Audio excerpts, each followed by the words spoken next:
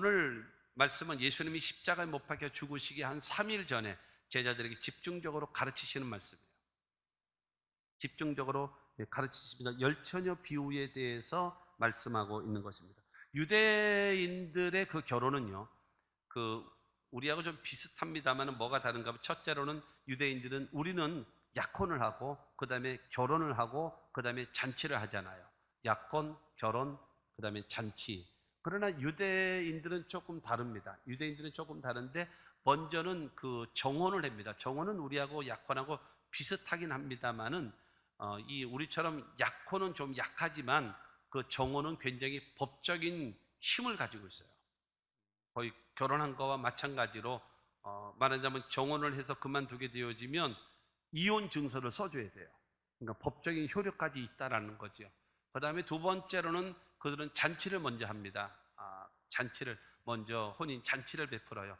그리고 저녁 때 되어져서 그 다음에 혼인 예식을 행합니다. 그러니까 정혼, 그 다음에 잔치, 그 다음에 그 결혼 예식을 행해요. 우리는 약혼하고 결혼하고 그 다음에 잔치를 베푸는데 그 차이가 약간이 있습니다. 근데 왜 그러냐 하면은 유대 중동 지역은 워낙 낮에 더워요. 워낙 요즘에는 모든 시설이 잘 돼 있기 때문에 좀 그렇지 않을 수도 있겠습니다만은 낮에는 다 일해요. 밭에서 일해서 하고 들에서도 일을 하고 그 다음에 직장에서 일을 다 한 다음에 저녁에는 시간이 있잖아요. 그리고 더군다나 낮에는 덥지만 우리나라는 습도가 많아가지고 여름에 그늘에 들어가도 어떨 때는 후덥지근할 때가 있잖아요. 그러나 중동 지역은 습도가 거의 없습니다. 습도가 거의 없기 때문에 그렇게 더울 때도 그늘로만 들어가면 시원합니다. 정말로 신기할 정도로 시원해요. 신기할 정도로.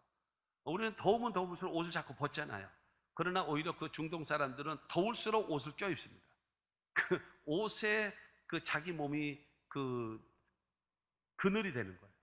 그러면서 오히려 그 몸의 시원함을 느낀다. 그러니까 우리로서는 사실은 이해하기가 좀 어려운 거죠. 저녁이 되어지면 춥습니다. 그런 차이가 있어요. 그렇기 때문에 여러분 밤에 결혼을 한단 말입니다. 오늘 이 말씀을 통해서 바로 예수님 언제 오실까에 대해서 어떤 자세를 가지고 있어야 될까? 여러분 이거에 대해서 예수님께서 하신 말씀이 오늘 마태복음 25장 1절로 13절의 말씀입니다. 첫째로 신랑은 예수 그리스도입니다. 여러분 마태복음 24장에 보게 되어지면 예수님께서 마지막 때에 이러한 일들이 있을 것이다 라고 말씀하고 있어요. 그리고 25장으로 딱 넘어가면서 1절을 먼저 볼까요? 1절에 보게 되어지면 그때에 천국은 마치 등을 들고 신랑을 맞으러 나간 열처녀와 같다 하리니 그래요. 1절에 처음에 뭐로 시작해놔요? 그때에라고 하는 것은 24장을 통해서 마지막 때에 이러이러한 일들이 생겨난다라고 예수님께서 쭉 말씀하신 다음에 그 마지막 때 그때에라고 말하는 겁니다. 그러면서 마지막 때에 어떤 자세, 그러니까 예수께서 다시 오신다는 거예요. 메시아가 다시 온다는 거예요. 예수께서 다시 오신다는 거예요. 그렇게 되어지면서 1절부터 13절을 통해서 열처녀 비유죠. 슬기로운 다섯 처녀, 미련한 다섯 처녀로 딱 나누어서 혼인잔치에 참여하는 자, 그 다음에 버림받은 자로 나눕니다. 그 다음에 14절부터 30절까지를 통해서 달란트 비유를 이어서 말씀하십니다. 그래서 착하고 충성되니라 내가 적은 일이 충성하였으니 내가 많은 것으로 맡기리니 내 주인의 즐거움에 참여할지어다라고 칭찬받는 종이 있는가 하면 이 악하고 게으른 종아 하면서 있는 것도 뺏어버리고 저를 바깥 어두운 데 내어 쫓아버리라 라고 하는 종으로 딱 둘로 나누십니다.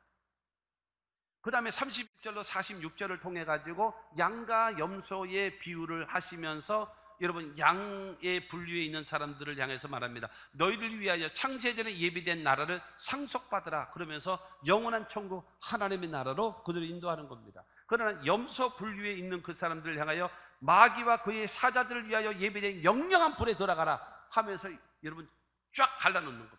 마지막 때가 되어지면 마태복음 24장과 같은 이와 같은 일이 사건이 일들이 상황이 되어진다라고 예수님 말씀하신 다음에 그 다음에 25장으로 넘어오면서 그때에 다시 온다. 누가? 메시아가 내가 다시 온다 라고 말씀하고 있는 거예요. 그러면서 슬기로운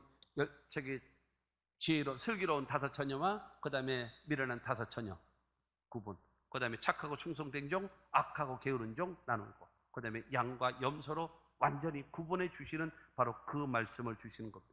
그러니까 마지막 때에 여러분 예수님께서 신랑을 맞으러 나간 열처녀와 같다. 그러니까 신랑 대신 예수께서 다시 오신다라는 거예요. 예수님께서 여러분 처음에 초림 오셨잖아요. 예수. 여러분 갓난아이로 태어나셔서 여러분 성령으로 잉태되어 동정녀 마리아에게 나시고 어린아이로 태어나셨잖아요. 그러나 다시 오실 그 예수님은 만왕의 왕으로 만주의 주로서 심판주로서 다시 오신다라고 하는 사실을 믿게 되기를 바랍니다. 여러분 주님을 맞이해야 돼요. 우리 모든 사람은요. 그래서 우리 마지막 때에 주님을 맞이하게 되어지거든요. 첫째로 보면은요, 우리가 개인의 종말 때 주님을 만나게 됩니다. 개인의 종말. 언젠가 사람들은 다 죽게 마련입니다. 요새는 뭐 100세 시대다 그렇다 할지라도 중요한 건 어쨌든 100살, 120까지 뭐 그런다 할지라도 모두 다 앞서거니 뒤서거니 조금 더 사느냐 조금 덜 사느냐 그 차이가 있을 뿐이지 이 세상을 누구나 할 것 없이 다 떠날 수밖에 없는 겁니다. 두 번째, 여러분 인류의 종말이 다가올 수 있습니다. 언제 어떤 방식으로 오게 될런지 아무도 몰라요. 아무도 몰라요. 그리고 세 번째로는 예수님 재림하실 때에 바로 예수님을 여러분 종말이라고 하는 것은 마지막 때라고 하는 것은 첫째 개인의 종말, 두 번째로는 인류 역사의 종말, 세 번째로는 여러분 예수님의 재림하심으로 인하여 종말이란 말입니다. 그때에 어떻게 되어지든지 간에 개인의 종말이 됐든지 인류의 종말이 됐든지 예수님이 재림하시는 종말이 됐든지 모두 다 예수님을 맞이하기에 부족함이 없는 하나님의 사람들이 되시기를 주님의 이름으로 축원합니다. 여러분 오늘 보면 6절 말씀 보게 되어지면 밤중에 소리가 나되 보라 신랑이로다 맞으러 나오라. 신랑이 오시는 겁니다. 신랑 대신 예수께서 다시 오시는 것, 예수님의 재림이죠. 바로 이 세상의 마지막 때를 말합니다. 개인의 마지막, 인류의 마지막, 주님 재림하심으로 인하여 우리 모든 사람이 여러분 주님 앞에 서게 되어진다라고 말하고 있습니다. 여러분 그렇기 때문에 13절을 오늘 본문 말씀 말합니다. 그런즉 깨어있으라. 너희는 그날과 그때를 알지 못하느니라. 깨어있으라는 거예요. 언제 주님 오실런지 모른다. 그리고 이 세상 언제 우리가 이 세상 떠날지도 모르고 언제 주님이 재림하실지도 모른다. 그러므로 항상 깨어있고 항상 준비되어 있고 항상 대비하는 자가 되라. 여러분 주님 오실 날 가까워 오고 있고 우리도 이 세상 떠날 날이 여러분 언제 나에게 여러분 다가올런지 아무도 모르는 것입니다. 우리가 여러분 죽었을 때 눈 딱 떴을 때에 지옥에서 눈을 뜨면 되겠습니까? 내가 눈을 떴을 때 천국에서 눈을 떠야지요. 할렐루야. 그러므로 여러분 저와 여러분들은 깨어있는 신앙, 우리가 예수 믿는 목적이 바로 무엇입니까? 여러분 복받기 위해서요? 평안하기 위해서요? 그거는 보너스로 다가오는 거고 여러분 예수 믿는 가장 중요한 목적이 무엇입니까? 예수 믿고 천당 가는 겁니다. 예수 믿고 천국 가는 거예요. 예수 믿고 영생 얻는 겁니다. 본질이 흐려지면 안 돼요. 본질이. 여러분 예수 믿고 천당 가는 일에 한 사람도 예외되는 사람 없게 되기를 주님의 이름으로 축원합니다. 요즘 시대는 영적으로 여러분 병들어 있고 잠자는 시대입니다. 마가복음 13장 36절과 37절은 말합니다. 그가 후련히 와서 너희가 자는 것을 보지 않도록 하라. 깨어있어라. 내가 너에게 하는 이 말은 모든 사람에게 하는 말이니라 하시니라. 내가 다시 왔을 때에 잠자는 자 없어라. 다 깨어있어라. 영적으로 깨어있어라. 이것은 너희 한 사람 두 사람 예외적인 말이 아니라 모든 사람에게 하는 말이다. 여러분 주님 재림이 가까워 오고 있을 때에 영적으로 깨어있고 준비된 자 되어져서 언제든지 아멘 주 예수여 어서 오시옵소서 맞이할 수 있는 신앙의 사람들이 다 되시기를 주의 이름으로 축원합니다. 두 번째로 열처녀는 교회와 성도입니다. 열처녀, 신랑 대신 그 예수를 기다리는 여러분 10명의 처녀들은 바로 교회와 성도들입니다. 2절로 3절, 4절까지 말씀. 그 중에 5은 미련하고 5은 슬기 있는 자라. 미련한 자들은 등을 가지되 기름을 가지지 아니하고 슬기 있는 자들은 그릇에 기름을 담아 등과 함께 가져갔더니 신랑을 기다리는 여러분 10명의 처녀가 있습니다. 그런 교회와 성도라고 말씀드렸습니다. 10처녀 가운데는 미련한 자가 있는가 하면은 슬기로운 자가 있다라고 말하고 있어요. 미련한 자와 슬기 있는 자. 미련한 자와 슬기 있는 자의 차이점이 어디에 있느냐? 미련한 자는 등을 가지고 있는데 기름이 따로 없어요. 슬기 있는 자는 기름과 함께, 등과 함께 기름병을 따로 들고 가고 있어요. 거기에 차이가 있습니다. 여러분, 이 열 처녀들에게 공통점이 있습니다. 먼저는 공통점이 있는데 똑같이 신랑을 기다리고 있어요. 두 번째는 똑같이 등을 들고 있어요. 똑같이 불을 켜고 있어요. 똑같이 신랑이 더디오고 있어요. 똑같이 졸고 있고 똑같이 자고 있어요. 그리고 똑같이 신랑이로다 맞으러 나오라 하는 소리를 듣고 똑같이 다 일어났습니다. 이게 다 공통점입니다. 신랑을 기다리고 있고, 신랑이 더디오고 있고, 등을 들고 있고, 불을 켜져 있고, 그 다음에 졸고 있고, 자고 있고, 신랑이로다 맞이하러 나오라 라고 하는, 이것은 10명한테 공통적으로 되어지는 말씀입니다. 그러면 두 번째로 뭐가 있는가 하면 미련한 자가 있습니다. 이 상황 똑같은 공통점인데다가 먼저는 미련한 자. 미련한 자의 말씀은 뭐냐면 3절 말씀을 보게 되어지면 3절에 미련한 자들은 등을 가지되 기름을 가지지 아니하고 라고 말하고 있어요. 신랑이 왔을 때에 등을 가지고 불을 밝히고 신랑을 맞이해야 된다라고 분명히 말씀을 드렸습니다. 여러분, 이들은요 등은 들고 있어요. 그러니까 등을 샀으니 그쪽에 기름이 있겠죠. 기름이 있고, 기름이 있으니까 불을 켜니까 불을 켜게 있겠죠. 그러니까 여러분, 이 등에는 기름이 있기 때문에 불은 켜져 있지만 불이 오래 켜져 있으면 기름이 소모된다라는 것을 잊어버리고 있어요. 기름이 떨어지면 불이 꺼져간다라는 것을 잊어버리고 있는 거예요. 뿐만이 아니라 신랑이 금방 착 하고 짠 하고 나타나면 좋겠는데 더디 오고 있어요. 늦게 오고 있어요. 기다려도 오지 않단 말입니다. 그러니 불은 켜져 있고, 여러분 신랑은 더디 오고 있고, 그러면 기름은 다 타게 되어지고, 그러면 불이 꺼져가게 되어지면 신랑을 맞이하지 못하게 된다는 겁니다. 아니요, 뭐 없어도 나 혼자 살아요. 여러분, 요즘에 생각 갖고 이렇게 얘기하면 이게 대화가 안 되는 거야, 이거는. 어? 아유, 혼자 사는 게 더 편하지 뭐. 여러분, 이렇게 얘기하면 대화가 안 되는 거예요, 이게. 지금 여러분, 이 땅에 살면서 혼자 산다, 뭐 결혼한다, 이게 얘기가 아니에요. 행복하게, 아이고 나는 혼자 자유로운 게 더 좋아, 이 얘기가 아니에요. 지금 영생이 달려있고 천국과 지옥이 달려있는 문제를 지금 얘기하고 있는 거란 말이에요. 근데 이 미련한 자들은 불이 계속 타고 있으면 기름이 소모된다는 걸 잊어버리고 있고, 그 다음에 계속적으로 신랑이 더디오고 오래되어지면 불이 꺼지면 신랑을 맞이할 수 없다라는 것을 이 사람들은 착각하고 있는 겁니다. 6절에서부터 8절 말씀을 다시 봅니다. 밤중에 소리가 나되 보라 신랑이로다 맞으러 나오라 하매 이에 그 처녀들이 다 일어나 등을 준비할세 미련한 자들이 슬기 있는 자들에게 이르되 우리 등불이 꺼져가니 너희 기름을 좀 나눠달라 하거늘 신랑이로다 맞이하러 나오라. 그러니까 다 그냥 부랴부랴 일어났어요. 10명의 처녀들이 다 일어났습니다. 그러나서 자기 걸 이제 준비하는 거예요. 준비하는데 지금 깜빡깜빡 하는 거예요. 깜빡깜빡. 불이 확 올라와야 되는데. 이거는 옛날에 등불을 켜본 경험이 있는 사람들은 이해가 돼도 등불을 모르는 사람은 이게 이해가 잘 안 간단 말이에요, 이게. 그렇지 않 말이에요. 우리가 옛날에 85년도 때 이게 우리가 삼각산 기도하러 신학생들 올라가고 그러게 되어지면요, 이 등불 갖고 가요. 그래서 기름 넣고 하면은 불이 확 올라. 줄이거든. 근데 중요한 거는 기름이 꺼져가는 거예요. 불이 꺼져가는 거예요. 그러니까 지혜로운 5 처녀들은 등과 함께 기름병이 따로 있었거든요. 좀 나눠달라. 같이 좀 쓰자. 그랬더니 어림없는 소리 하지 마. 어림없는 소리 하지 마. 우리 피차 꺼져가지 않냐? 피차 꺼져간다.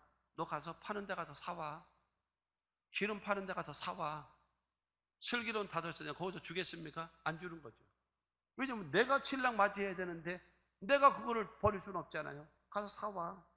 여러분, 그래서 거절합니다. 그러니까 10절 말씀 보게 되어지면 그들이 사러 간 사이에 신랑이 오므로 준비하였던 자들은 함께 혼인잔치에 들어가고 문은 닫힌지라. 미련한 5 처녀.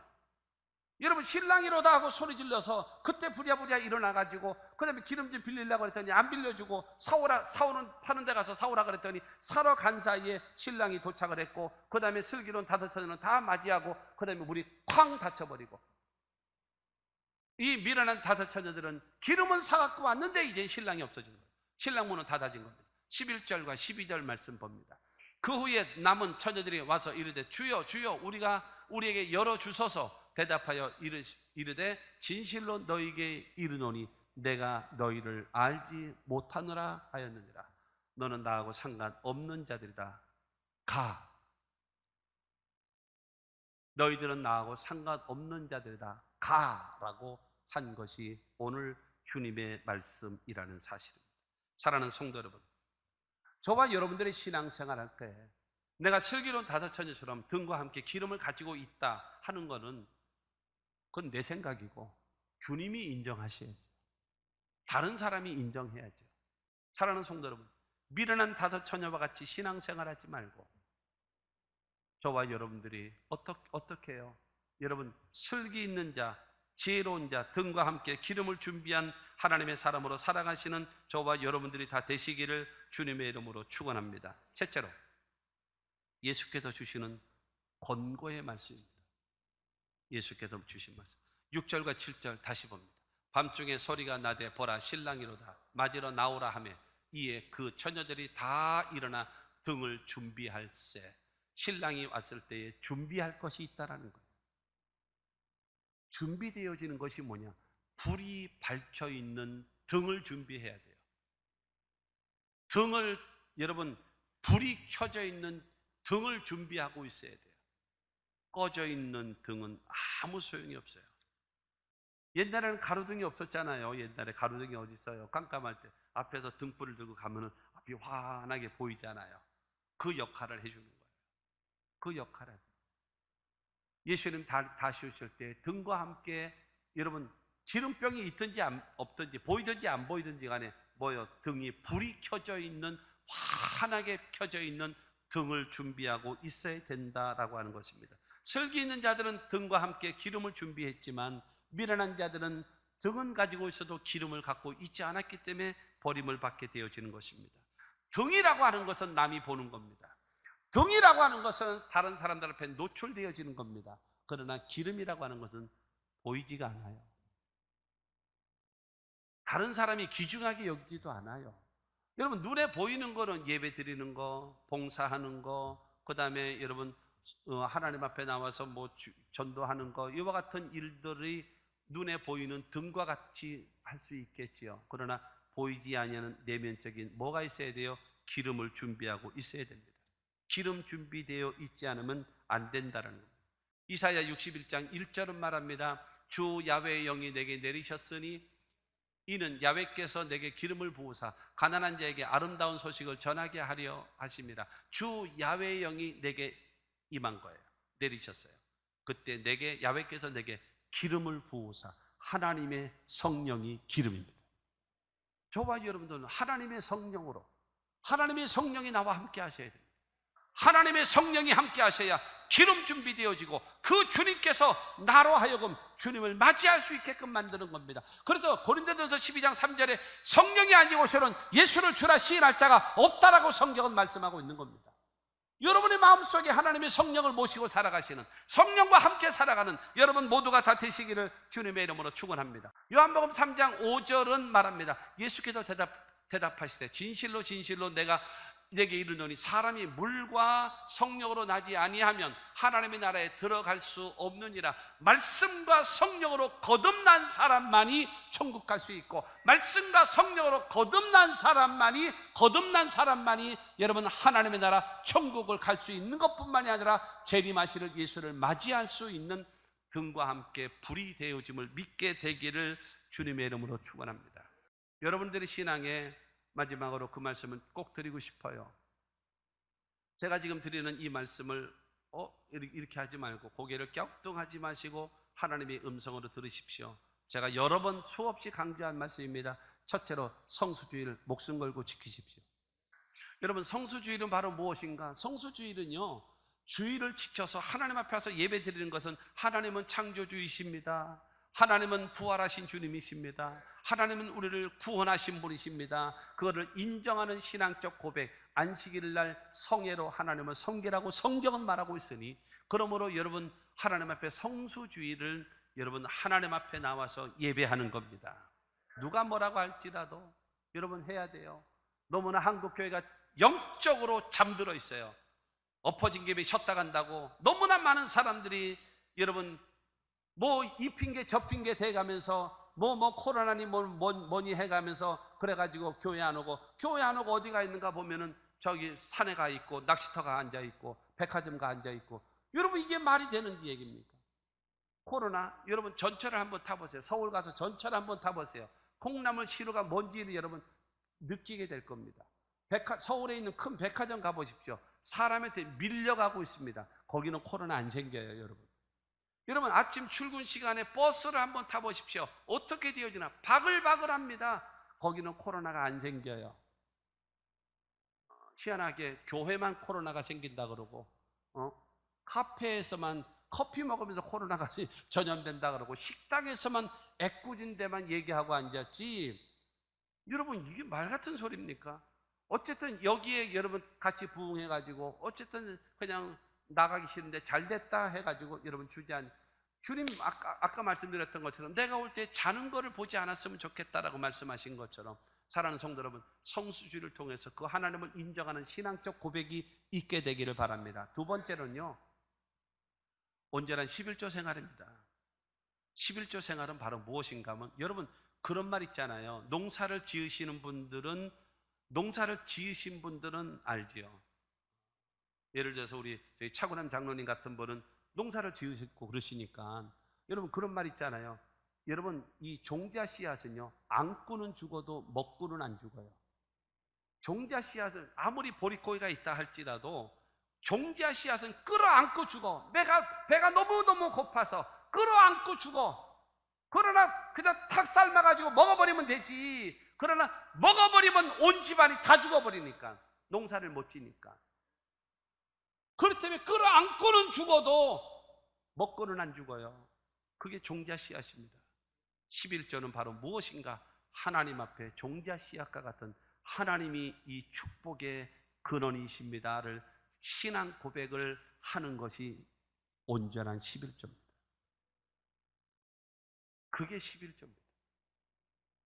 여러분 11조를 그냥 돈으로만 계산하니까는 이게 한숨이 쉬어지는 거죠. 한숨이 쉬어지는 거죠. 그것은 바로 종자 씨앗이다라는 거예요. 그리고 하나님이 나의 모든 복의 근원 되심을 인정하는 신앙 고백이라는 것을 여러분 아셔야 됩니다. 세 번째로 기도입니다.